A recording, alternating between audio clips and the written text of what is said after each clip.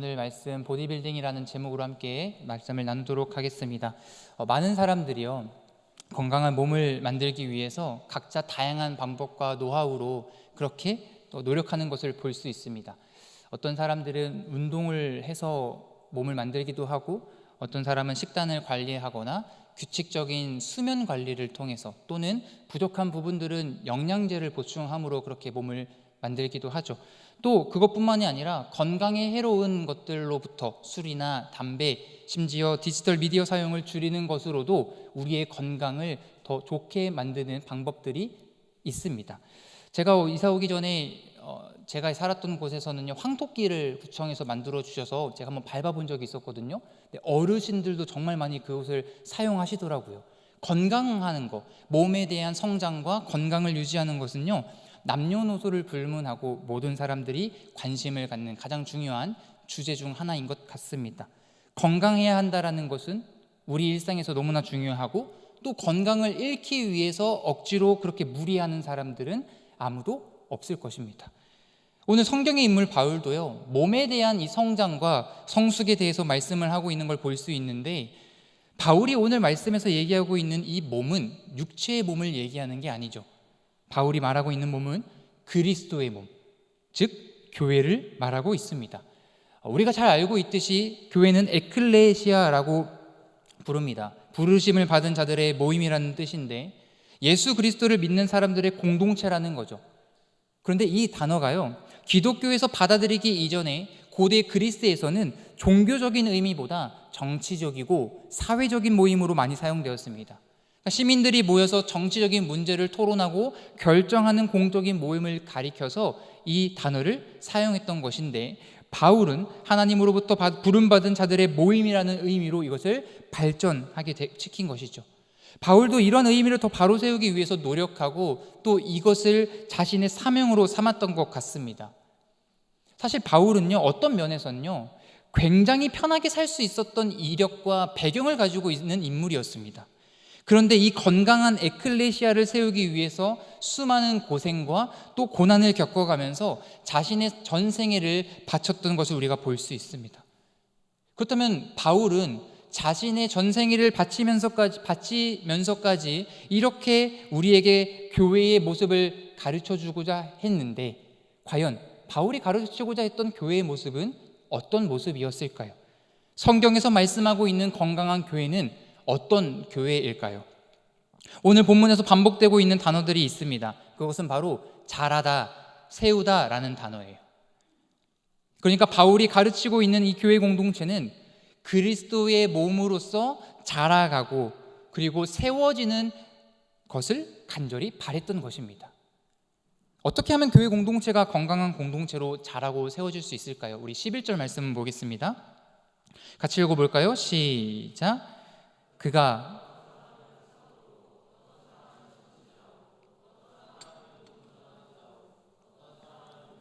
교사로 삼으셨으니. 자, 11절은요, 교회를 세우는 직분과 역할들이 지금 소개되고 있지만, 이것보다 본문에서 나오는 주어와 동사를 우리가 살펴봐야 됩니다. 자, 누가 이 역할과 직분을 부여했습니까? 그가라고 해서 그가. 여기서 그는 누구예요? 여러분, 10절도 같이 한번 볼까요? 10절? 10절도 같이 보겠습니다. 자, 10절 시작. 내리셨던 그가 곧 모든 하늘 위에 오르신 자니 이는 만물을 충만하게 하려 하심이라. 아멘. 모든 하늘 위에 오르신 자, 곧 예수 그리스도입니다. 우리를 대신해서 죽으시고 3일 만에 부활하셨다가 하늘로 올라가신 그 예수님께서 이 직책과 역할을 교회를 세우는 것으로 삼으셨다는 것입니다. 여러분, 우리가 교회가 되기 위해서는요, 이 일을 맡겨주신 분이 누구인지를 먼저 알아야 됩니다.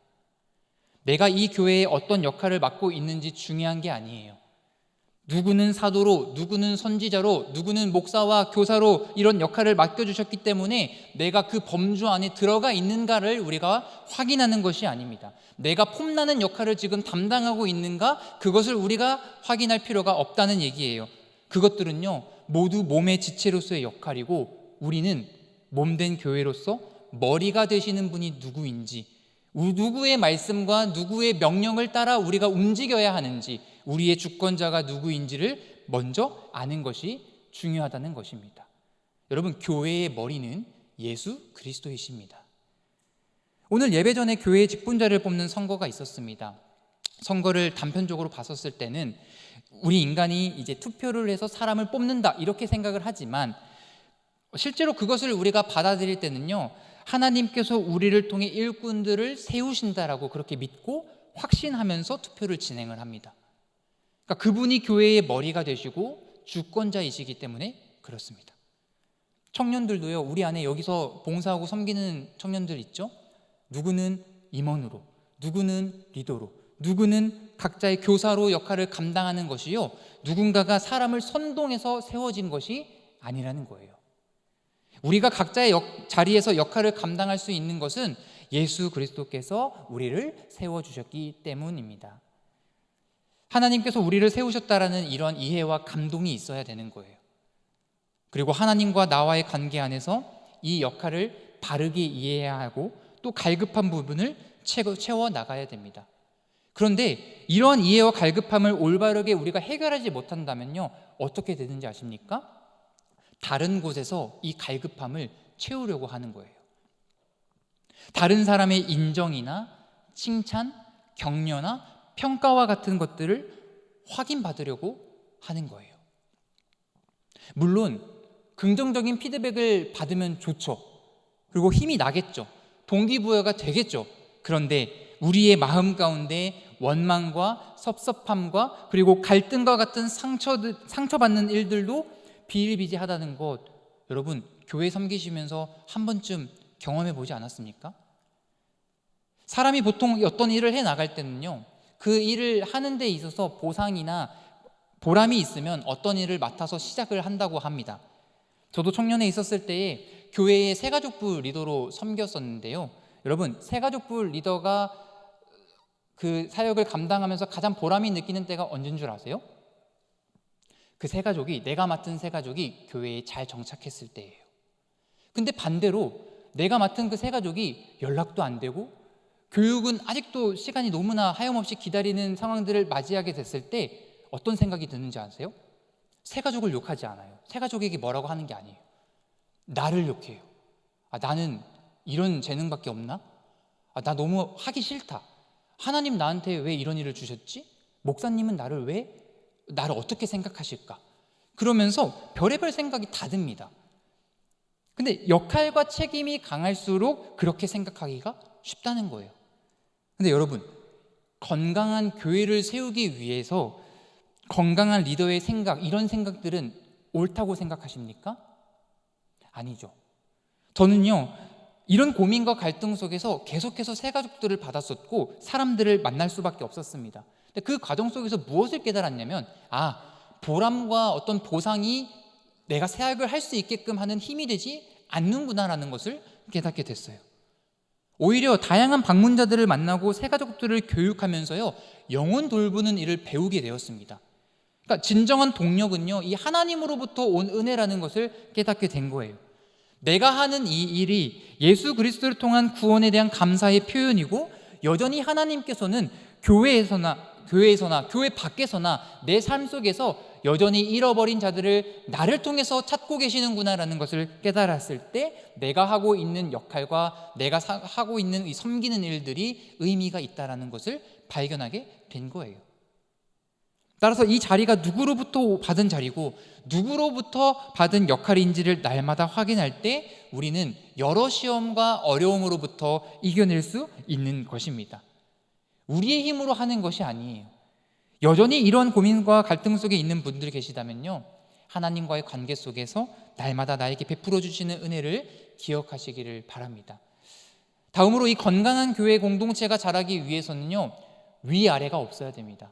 여기서 얘기하는 위아래는 어떤 사람에 대한 예의 없음, 이런 것들을 얘기하는 게 아닙니다. 주님이 머리가 되시고 우리는 몸으로서 직분과 역할에 우위가 없다는 거예요. 누구 하나 잘난 사람이 없다는 거죠. 우리 11절 말씀을 다시 한번 보겠습니다. 그가 어떤 사람은 사도로, 어떤 사람은 선지자로, 어떤 사람은 복음 전하는 자로, 어떤 사람은 목사와 교사로 삼으셨으니. 여기서 열거된 것들은요, 역할이지 신분을 이야기하는 것이 아닙니다. 사도보다 목사가 더 높고 교사가 목사보다 낫다라는 것을 지금 얘기하고 있는 것이 아닙니다. 바울은요, 에베소서뿐만이 아니라 로마서, 고린도전서, 갈라디아서, 자신의 서신서에서 우리 모두는 그리스도 안에서 하나라는 것을 강조했습니다. 너희는 유대인이나 헬라인이나 종이나 자유인이나 남자나 여자나 우리 모두 그리스도 안에서 다 하나이니라. 그리스도 안에서 교회는 평등하고 동등하다라는 거예요. 오늘날 우리가 이 말씀을 듣기에는요, 너무나 당연한 일이라고 생각할지도 모르겠습니다. 그런데 그 당시 계급적이고 차별화된 사회 문화 속에서는요, 이 표현이 굉장히 파격적이고 충격적인 위험한 발언이었어요.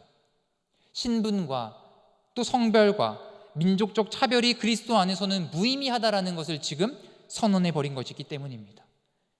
그리스도가 머리 되시는 공동체 안에서는요, 높고 낮음이 있지 않다라는 거예요. 그렇기 때문에 우리가 맡은 그 역할을 다른 것과 비교해서 자랑할 이유가 없고, 내가 맡은 직분이 다른 것과 비교했을 때에 위축될 필요가 없는 것입니다. 바울도 자랑할 것이 많은 인물이었어요. 그의 가문이라든지 학력이라든지 모든 부분에 있어서 자랑할 것이 많았음에도 불구하고 바울은 어디서 자신의 자긍심과 자부심을 발견했는지 아십니까? 갈라디아서 6장 14절을 같이 읽어봅시다. 시작. 그러나 내게는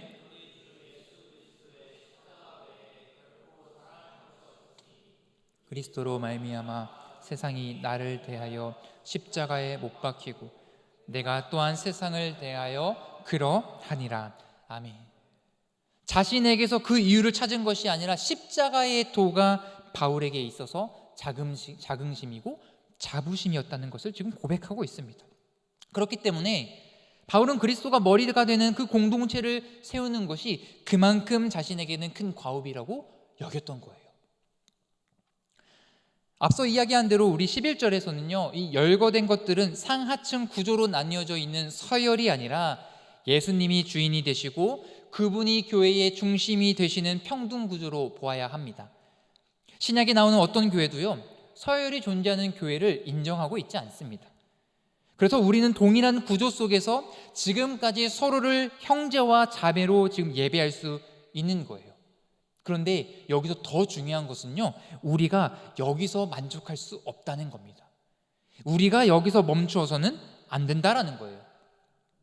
바울은 지금 주님이 허락하신 이 다양한 역할들을 소개한 이유에 대해서 말씀하고 있습니다. 우리 12절 말씀 같이 읽어봅시다. 시작. 이는 성도를 온전하게 하여 봉사의 일을 하게 하며 그리스도의 몸을 세우려 하심이라. 아멘. 우리에게 이 다양한 은사와 역할을 주신 이유는 우리의 존재를 드러내기 위함이 아니라는 거죠. 타인을 지배하거나 통제하거나 내가 으스대기 위해서 우리에게 역할을 주신 것이 아니라 그리스도의 몸을 세워나가기 위해서 이 역할을 주셨다고 했습니다. 그런데 그것을 어떻게 세워나갑니까? 성도를 온전하게 하고 봉사를 하게 함으로 우리가 몸을 세워나가는 거예요. 근데 많은 사람들이요, 우리는 예배 드리는 것으로 우리의 역할을 다 했다라고 생각을 합니다. 물론 예배가 너무나 중요합니다. 가장 먼저 강조해야 할 것이죠. 그런데 예배 안에서 받은 그 은혜를요, 우리는 흘려보내는 데까지가 우리의 역할이라는 거예요. 예배자는요, 은혜를 받는 수혜자를 넘어서 생산자가 되어야 한다라는 것입니다. 그것이 바로 봉사와 섬김을 통해서 그리스도의 몸을 세워나가는 것이에요. 그것을 위해 교회에서 다양한 역할들이 존재하는 것입니다. 그러지 못하면요, 교회는 병들어 버려요. 심지어 우리 몸에 작고 버리기 쉬운 이 귀 속에 있는 귀지가 있지 않습니까? 그것도 역할이 있습니다. 외부의 어떤 세균이나 이물질이 침범해서 염증이 생기는 것을 막아내는 역할을 합니다. 근데 우리가 봤을 때는 정말 형편없어 보이고 보자마자 바로 버리고 싶은 것들도요, 다 역할이 있다라는 거예요. 그런데 우리를 교회의 몸된 각 지체로 불러주셨다라면은 각자에게 주어진 목도 분명하게 존재한다라는 거죠. 그것이 바로 봉사입니다. 봉사는요, 내가 교회의 지체인 것을 증명하는 거예요. 여러분, 정말 머리 대신 예수 그리스도가 우리의 중심으로 계십니까? 여러분의 머리는 예수 그리스도로 그렇게 올바르게 세워져 있습니까? 자리 잡고 있습니까? 그렇다면요, 우리는 머리를 위해서 봉사하는 것으로 몸된 교회를 세워 나가야 하는 거예요. 교회에서도 또 일을 시키는구나, 그렇게 들리셨다라면 정말 죄송합니다. 그런데 하나님과 성경은 우리에게 교회를 세워 나가라고 말씀하고 있습니다.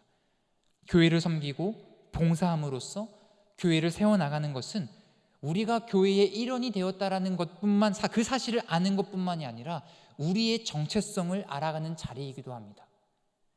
우리가 봉사함으로써 그냥 교회 왔다가 그냥 지나치는 사람이 아니라 우리를 향한 하나님의 마음을 몸으로 알게 되는 거고요, 지금도 하나님이 살아 역사하시는 것을 우리가 발견할 수 있게 된다라는 거예요.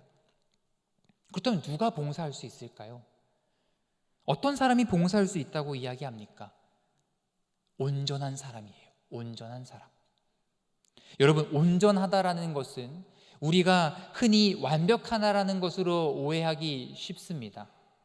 그런데 온전하다라고 하면요, 신사적이고 어떻게 보면 프로 정신의 1%의 엘리트, 상위 1%의 엘리트라는 개념으로 이해를 떠오릅니다. 그런데 온전함과 이 완벽함은요, 완전히 다른 의미를 가지고 있어요. 성경에서 온전하다라는 것은 텔레이오스라고 해서 완벽해서 틀린 게 없는 상태가 아니라 목적에 맞게 완성되어 가는 상태를 이야기합니다. 그러니까 완벽에 가까운 것이 아니라 완성에 가까워 간다라는 거예요. 예수님이 산에서 많은 사람들에게 가르치시는 산상수훈이라는 것이 있습니다. 그곳에서 예수님이 말씀을 가르치시는 중에 이 온전함에 대해서 말씀을 했는데, 마태복음 5장 48절 같이 읽어볼까요? 시작. 그러므로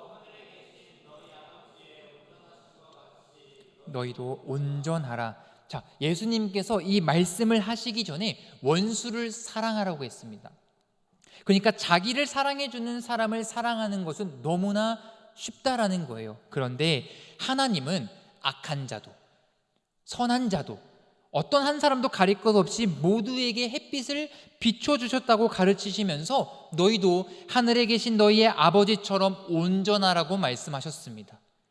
그러니까 이 온전하다라는 것은 하나님의 사랑을 완벽하게 따라가는 것이 아니라 지금 하나님처럼 조건 없는 사랑을 실천할 수 있도록 그런 사람이 되라는 것을 말씀하고 있는 거예요. 그러니까 하나님의 사랑을 삶 속에서 닮아가라는 얘기인 것이죠.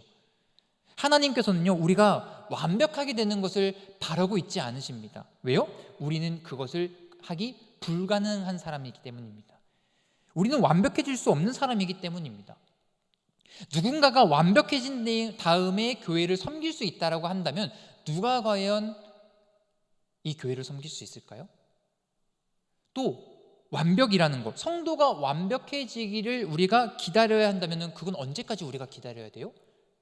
또 그 사람이 완벽해졌다라고 하면요, 그 완벽의 기준은 어떻게 확인해야 하는 걸까요? 아무도 교회를 섬기지 못할 것입니다. 그렇다면 우리는 어떻게 이 온전해질 수 있습니까? 오늘 본문 13절은 그 답을 제시하고 있습니다. 같이 읽읍시다. 시작. 우리가 다 하나님의 아들을 믿는 것과 아는 일에 하나가 되어 온전한 사람을 이루어 그리스도의 장성한 분량이 충만한 데까지 이르리니. 아멘. 성경에서 말하는 이 온전한 사람은 하나님의 아들, 그러니까 예수 그리스도를 믿고 아는 사람이라는 거예요. 예수님을 믿고 아는 것이 온전한 것이라고 지금 말씀하고 있습니다. 여러분, 좋은 관계를 맺는 것은요, 신뢰와 이해가 함께 자라가는 관계입니다. 그것은 하나님과의 관계뿐만 아니라 친구와의 관계, 남녀와의 관계, 부모와 자식 간의 관계 모두 마찬가지죠. 상대방에 대한 믿음은 있는데 이해가 없으면 그 관계는 맹목적인 관계밖에 되지 않습니다. 반대로 상대에 대한 이해와 지식은 있는데 그 사람을 신뢰하지 못한다면 그것은 올바른 또 사귐의 관계라고 말할 수 없습니다. 그래서 믿는 것과 아는 것이 모두 하나가 되는 게 중요한 거예요. 단순히 믿기만 하는 것도 아니고요, 지식만 쌓아서도 되는 것이 아닙니다. 믿음과 알미 하나가 될 때 우리는 성장해서 온전한 사람이 되는 거예요. 그런데 이 온전함을 이루는 것은 개개인에게만 주어진 것이 아니었습니다. 공동체적으로도 함께 나아가야 된다라고 말씀을 하고 있는데, 여러분 13절을 보십시오. 13절 앞에 어떻게 시작합니까? 우리가 다 하나님의 아들을 믿는 것과 아는 일에 하나가 되라, 이렇게 말씀하셨습니다. 우리가 다, 임원들만 하는 것도 아니고요, 리더들에게만 이 역할을 준 것도 아니고요, 재능 있는 사람들에게만 이것을 하라고 말씀하신 것이 아니라는 거예요. 여기 모인 우리 예배드리는 모든 사람들이 하나님의 아들을 아는 것과 믿는 것에 하나가 되기 위해서 서로 격려하고 세워주며 자라가는 공동체가 되어야 한다라는 겁니다. 그럴 때에 교회가 건강해지고요, 그럴 때에 우리가 더 온전한 사람으로 빚어져 갈 수 있는 거예요. 그랬을 때에 우리는 그리스도의 장성한 분량에 이르기까지, 그 충만한 데에 이르게 된다라고 말씀했습니다. 우리의 최종 목표는요, 예수 그리스도를 닮는 거예요. 교회의 최종 목표는 그리스도를 닮는 것입니다. 내가 얼마나 오래 교회를 다녔고 내 뿌리가 얼마나 깊은지 그것은 중요하지 않습니다. 내가 얼마나 많은 사역을 감당하고 있고 내가 사람들에게 얼마나 많은 인정을 받고 있는지는, 여러분, 그건 중요하지 않습니다. 우리가 얼마나 예수 그리스도를 닮아가고 있는가, 그걸로 교회가 칭찬받는 거예요. 예수님을 닮아가는 것이 바로 우리 공동체가 목표로 삼고 걸어가야 할 길입니다. 우리 모두가 예수님을 닮아가는 이 은혜의 여정을 함께 걸어나가기를 소망합니다. 여러분, 교회는 머리 대신 예수 그리스도와 떨어질 수가 없습니다. 왜냐하면 교회는 그리스도의 몸이기 때문입니다. 몸과 머리가 분리돼서 존재할 수 있는 것은 아무것도 없죠. 그래서 나는 교회는 떠나 있는데 난 예수님과 함께 붙어 있어 라고 하는 것은 불가능한 이야기입니다. 예수님께서는요, 교회를 어떤 분신 정도로 여기지 않으셨습니다. 교회를요, 자기 자신 자체로 여기셨어요. 그만큼 교회를 중요하게 여기셨다는 것이요. 그것을 어떻게 확인할 수 있습니까? 바울이 예수님을 처음 만났을 때, 그때를 한번 생각해 보십시오. 바울은 그 다메섹 도상에서 예수님을 만나기 이전에 예수 믿는 사람들을 옥에 가두고 박해하는 사람이었습니다. 그런데 그때 예수님께서 그에게 나타나셔서 뭐라고 말씀하시죠? 네가 왜 나를 박해하느냐라고 물었어요.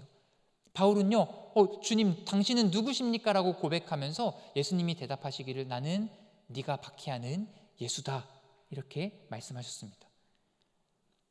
그런데 지금 바울은 예수님을 만난 적도 없고 부활하시고 승천하셔서 하늘에 계신 그 예수님을 박해할 수가 없었습니다. 근데 어떻게 예수님께서는 왜 나를 박해하느냐라고 말씀하셨던 걸까요? 이게 무슨 말입니까? 네가 그리스도인들을 지금 박해하는 것이, 네가 교회의 공동체를 박해하는 것이 곧 나를 박해하는 것과 같다라고 지금 말씀하시는 거예요. 그러니까 교회는 곧 예수 그리스도라고 말씀하는 겁니다. 여러분, 우리가 이 교회의 각 지체라면요, 우리 감사해야 됩니다. 왜요? 그만큼 사랑과 보호를 받고 있는 우리가 존재이기 때문입니다. 그러므로 교회를 핍박하는 것이 예수를 핍박하는 것이고, 교회를 미워하는 것이 예수를 미워하는 것이라면, 교회를 사랑하는 것이 예수 그리스도를 사랑하는 것입니다. 눈에 보이지 않는 예수를 우리가 어떻게 사랑합니까? 교회를 사랑하면 되는 거예요. 자기 자신처럼 여기시는 그 교회를 건강하게 세워나가면 되는 것입니다. 말씀을 정리하겠습니다. 혼자 좋은 것 먹고 혼자 열심히 운동하고 혼자 한다고 해서 교회가 건강해지지 않습니다. 몸의 지체가 서로 연결되어서 상호 보완을 하는 것처럼 교회의 성장도요, 우리 각자에게 허락하신 역할들을 통해서 예수 그리스도의 사랑 안에서 그것을 행할 때에 우리는 교회가 건강하게 될 줄 믿습니다. 우리 청년부가 개인의 신앙을 넘어서 이 서로를 세워주고 자라가는 그 공동체의 은혜를 함께 누릴 수 있기를 주님의 이름으로 축복합니다. 아멘.